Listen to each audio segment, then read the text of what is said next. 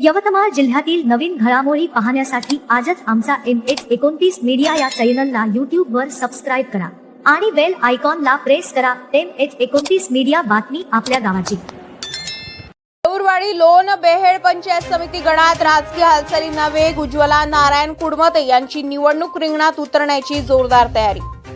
देऊरवाडी लोण बेहेड पंचायत समिती अंतर्गत देऊरवाडी लोण बेहेड गणातून उज्ज्वला नारायण कुडमते यांनी इच्छुक उमेदवार म्हणून निवडणूक रिंगणात उतरण्याची तयारी सुरू केल्याने परिसरातील राजकीय वातावरण तापू लागले।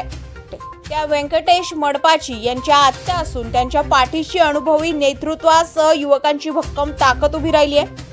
उज्ज्वला कुडमते या एका वेळा सरपंच आणि 2 वेळा उपसरपंच म्हणून जबाबदारी पार पाडलेली अनुभवी नेते आहे।